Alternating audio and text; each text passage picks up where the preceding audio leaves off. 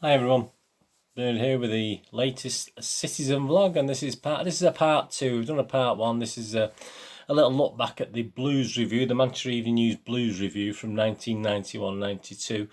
A few questions thrown in. I think there's 13 questions, so if you get 13 answers correct, well done. I've scored about 8, I think, on this second half, and I scored I think 10 out of 16 on the first part. So please join me as we look from the December the 14th onwards and complete the season, which has been a bit of a mishmash, a bit of up and down. We were up there at the top of the top six most of the season, but inconsistencies left, right, and centre with Peter Reid's team. Obviously, if you're new to the channel, please push the old subscribe button. That'd be great. Push the bell notifications so you know when these little vlogs and specials are coming out.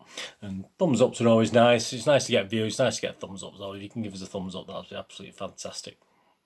Right, so on to part two of this Blues review, and we start at Main Road. We start with the game against we got two-faced City. So even in games we were inconsistent. Never mind from game to game. I mean, apparently we were cheered off at half time and booed off by full time in this one. City 2, QPR 2. There's a great image actually of David White, and look who's playing for QPR. Clive Wilson, obviously used to be the BNX City player, of course. Clive Wilson. Michael Hughes was City's man of the match, got 9 out of 10 in this one. But what nationality is Michael Hughes, you know? There's a quick question for you. What nationality is Michael Hughes? And then it was a trip. Well, never an easy trip, is it? And we do tend to go there a lot at Christmas time. A trip to Liverpool. And amazingly enough, we got a point. I mean, that's worthy of anything anyway, isn't it? A point at Liverpool, that's absolutely fantastic stuff. Getting a point at Liverpool. There's a quick image of the Liverpool goalkeeper, the back of the Liverpool goalkeeper there. Can you think who the Liverpool goalkeeper may have been in 1991-92? Very well known goalkeeper. But yeah, not a bad result, a 2-2 draw with Liverpool, was it? As I say, not one of our lucky grounds. And then it was back to Main Road and a 2-1 win against Norwich City. City's cracker. Obviously, it must be Christmas time, December the 26th, Boxing Day. White hot as Mac zips in. So, Mac zips in. Who are we talking about there? Who's Mac? Obviously, we give a debut there in that game to an ex-Liverpool player. So, yeah, white hot as Mac zips in. So, I think the clue may be in the name. So, which player, ex-Liverpool player, did we give a debut to that time? And things were looking up. I mean, we actually looked as though we were improving. I mean, look at this. And City 1, Arsenal 0. Another game at Main Road. Another win. White 7th heaven for Blue. So, things are really looking up. A great win against Arsenal, which again was an achievement, and then a trip to Chelsea, which wasn't always one of our lucky grounds, and a good 1-1 draw with Chelsea there. There you go. And there we go. Hero Dibble saves Blues. So, who's that? Who's Dibble? Which Dibble are they talking about? It's not talking about slang for the police, is it? It's obviously not another goalkeeper, was it? Who was that? Who was that we're talking about there? That hero. You know what that is, don't we? And then obviously we go to the FA Cup, don't we? And we got knocked out of the League Cup by Middlesbrough, didn't we? Back in, I think, November, December time.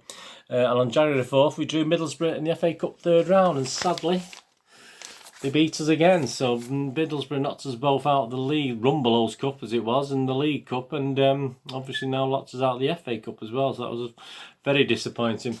So all we had left was the league and perhaps qualification for Europe if we could get into the top 3 or 4. I think it was the top 3 then, or top 4. So that's all we had left to play for. Well, at least it was something. At least we had something to play for. And a trip to Selhurst Park, where City was so sloppy. So a 1-1 draw at Crystal Palace, who obviously still then managed by Steve Coppell that we talked about in part 1. And then a home game against Coventry City, a very sparsely populated Platt Lane in the background there. Obviously, that's when we let the away fans have all the Platt Lane end at one stage. Obviously, a very not the biggest number of fans come from Coventry City. They had an interesting manager at the time, Coventry City. His initials were DH. Can you think who that? A famous DH was the Coventry City manager. So that was another victory at Main Road. Anyway, 1-0. And then yet again, City 1, Spurs 0. So we beat Tottenham. So Oh, this is pushing up us up into the top 4 now. This is doing really well. Look at the keeper. Look at the keeper. Great image. It's always great to look at the keepers in the background. But who's that? Who's that Tottenham keeper? Can you think who the keeper's name is? Very well-known keeper. Certainly for England fans as well as Tottenham fans, and you should know that. And then obviously a little bit down to earth, a trip to Sheffield United and a 4-2 defeat at Bramall Lane, which wasn't great, was it? So that was a bit sad. Blues forget their lessons. So obviously the lesson is to play well, but obviously not. And look, we were talking about penalty takers, weren't we, in the first part? And Mr. Curley steps up, which becomes relevant in a derby later on as well, Mr. Curl. But obviously he becomes our penalty taker. I think he's the 5th or 6th one of the season, because we've not had much luck, have we, penalty takers? Peter Reid, Michael Hughes. Who else did we have? Clive Allen. Michael Hughes, yeah, Clive Allen. Obviously Keith Curl. I think there was another one as well. I forgot who the other one was. I'm sure we had 4 or 5 before Keith Curl started taking them. So a defeat at Bramall Lane, but then followed by a good win against, obviously still paying them back for the 80s relegation, aren't we? 4-0 against Luton Town at Main Road. Thanks a lot, ref hands it to City. So I mean, I'm sure the ref didn't have a hand in all 4 goals, did he? I'm sure he didn't give all 4 goals to City, but there you go. And then our old, well, we never had any luck here, did we? We never had any luck at Wimbledon 2, City 1. Absolutely shocking. We just didn't do anything there. It's so sad, but look at that. Who's this guy there? Who's that Wimbledon player there? You recognise him? Who's that? So another defeat at Wimbledon, which wasn't unusual. We did okay at home, but I mean, I think we drew 0-0 this season with them, but not great. Then a game against Aston Villa, good 2-0 win, a great action picture of Niall Quinn there, fantastic scoring a goal. So again, bright spark. So things are still looking hopeful. We get the odd defeat, but we're not doing too bad. And then all of a sudden it's City, isn't it? It's typical City. Then you absolutely get pummeled, we get absolutely brought down to earth with a defeat at Loftus Road, 4-0. City tastes a lethal cocktail. And there's a player on this, you can see Peter obviously would have wear that famous maroon kit. But who's this? Who do you think that is the back of there?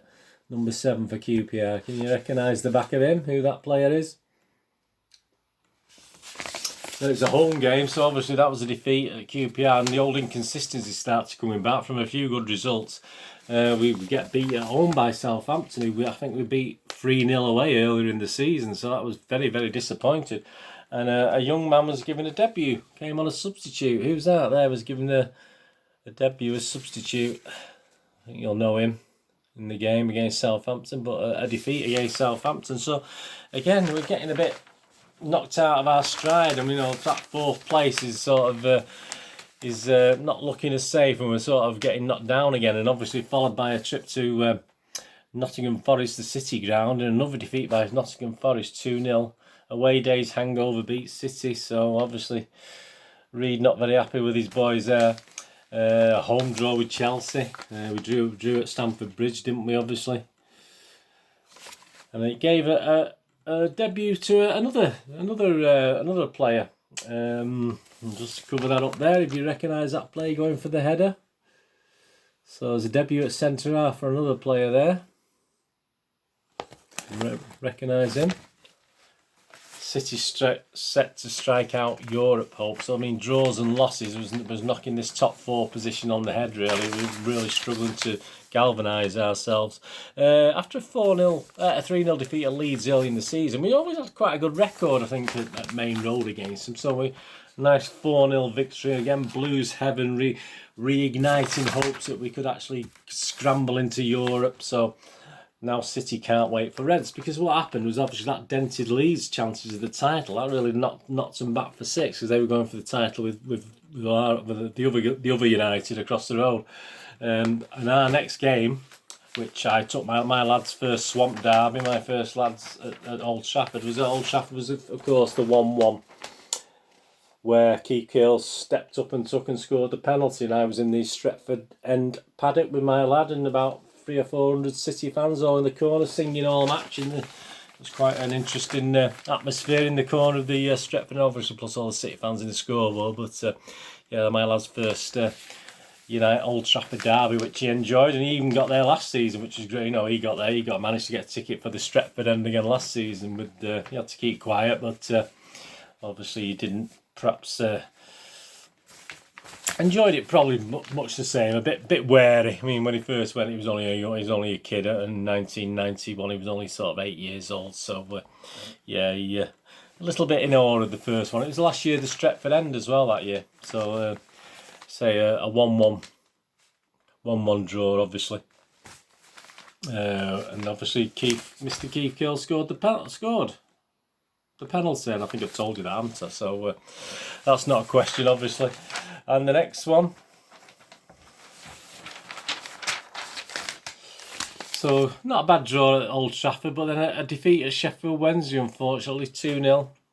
End of a dream. Colton can't save City's Europe hope. So obviously the points are getting too far away. Then the spot for Europe's getting further and further away. So obviously we're claiming it's the end of a dream, and I think there was a sort of hope, but obviously it was ebbing game by game. And then we played West Ham. We beat West Ham 2-0 at Main Road. So unlikely to give Blues a cakewalk. And there's a guy turning away there after scoring a goal. Number 14. Who do you think number 14 was for City there? Can you recognise him from the back? Don't look at the subtitles. Don't look at the header there that tells you. You think that number 14? Have a think who number 14 might have been in that game. And a good win at Everton. Everton 1, City 2. Niall makes it no joke for Everton. So a good win there again. And we're look as though we're in the maroon kit as well there again. And then a home game against this Notts County again. So obviously they're not even in the any of the 4 divisions now, are they? I don't think they're still in one of the lower leagues now, aren't they? Notts County, unfortunately. I hope they do get back into the normal English league. But you can see building work going on in the background. So that was obviously City 2, Notts County 0, April the 25th, 1992. Fabulous fit. So Fitzroy Simpson's quite impressing quite a few people in that one. And a couple of questions here now. Obviously we played Oldham in the last game of the season. Can you remember what the score was? 91-92. Obviously they beat us at Main Road, didn't they? A little bit of revenge for City. I won't give you the score. Can you remember what the score was? And I'll show you an image of a young man who scored the opening goal for City at Oldham that day. So it wasn't a dream. At least a goal was scored. But who's that? You know who that is? So what was the score against Oldham? Can you remember that? And who's that player? So that's 13. 13 questions, 13 points up for grabs. City Fanatics, there you go, City. So you can put your name in. I put the name, I don't think you can see it on here. I put the name of my eldest daughter and my son. My youngest was a bit too young at the time. I don't think she'd been to any games, but I put in there, I don't know if you can see it on there, Deneen, Leanne Deneen and Mark Deneen there. So put them in there. If your name's on there with I don't know. I can't remember if you had to pay for it. I think you might have to pay something. I'm not too sure if you did. It just had to get your name in the back of the paper. It wouldn't be like the M.E.N not to make a few quid, would it? On there. Interestingly enough, obviously that Leeds that we beat 4-0. Obviously it didn't stop them winning the title. They are lifting the title. They beat United. With City finished 5th, so we finished just outside the European spot, unfortunately. But 2 points behind Arsenal. Leeds won. United 2nd. Sheffield Wednesday 3rd. Arsenal 4th. And City 5th, just ahead of Liverpool in 6th. So so there you go, Mr. Strachan. That was a good sight for us, wasn't it? We had anyone apart from United. We weren't overly worried, were we? As long as it wasn't United. No, that was what it was like in those days. I mean, things have changed now, but we used to cling on, didn't we, for anyone. I mean, we used to even like Liverpool, didn't we, in the old days? We used to like Liverpool because they used to beat United. We even enjoyed that. Right, let's look through some of these things, some of the questions. Michael Hughes obviously was man of the match in that City 2 QPR 2 game. Obviously he's Irish, isn't he? He's an Irish international. And the Liverpool goalkeeper against City was, of course, Bruce Grobbler. And the debut by the Liverpool player was, of course, Steve McMahon had signed for City and joined us for that Boxing Day encounter with Norwich City. And the third City keeper, obviously, that we talked about, was, his name was in the clue, wasn't it? Hero Dibble saved Blues. So yeah, it was Andy Dibble, of course, was the third keeper. So we'd have used Margits and Colton and Andy Dibble that season. So not bad goalkeepers, apart from perhaps Margitson didn't quite improve and went off the boil, didn't he? But Dibble had his moments, and obviously Colton was a great goalie at times. And the manager for Coventry, the manager when we played Coventry, DH, the initials DH, when we beat them at Main Road 1-0, was Don Howe. Don Howe was the manager of Coventry then, if you got that. And the keeper for Spurs, of course, Ian Walker. Remember Ian Walker? Keeper for Spurs. The Wimbledon defender, who would later obviously go on to join City, of course. The Wimbledon guy there, running, obviously, Mr. Terry Phelan. Have you got that one? And the QPR player with his back to us with number 7 on his shirt. I mean, you probably recognise the ball patch, didn't you, on his head. That's quite familiar with Mr. Ray Wilkins, obviously Ray Butch Wilkins, wasn't it? And the guy making his debut, the young man there, substitute, was of course against Southampton, was Fitzroy Simpson, who was sort of expected to do great things when he came, wasn't he? And the centre half making a debut, of course, was and there on the image was Michel Vonk, or Michael Vonk, or Michel Vonk, however you want to say it. Vonky Vonky, as we used to sing, didn't we? Vonky Vonky. Of course, the number 14, wasn't it? Yeah, who was that number 14 turning away after scoring a goal? Let's try and find the image now for you. Yeah, against West Ham, that number 14 there was, of course, Wayne Clark. Remember Wayne Clark? He, again, a bit like his dad, a bit of a goal hanger, but he did score a few goals, and another one who sort of flattered to deceive, didn't he? And of course the Oldham game, which I didn't give you the score of, I'll show you the old page now. It was a 5-2 win for City at Oldham, obviously if you were there that day. Fantastic day. So it was always good to go to Oldham. It's always freezing even in May, but it's always a great place to go to. And of course that's AD Mike. Obviously the City player there who scored the first goal. AD Mike. Tony Colton in goal. And yeah, he did have a good season, summarised at the front of this. He was saying, I think it's terrific Tony in twin salute.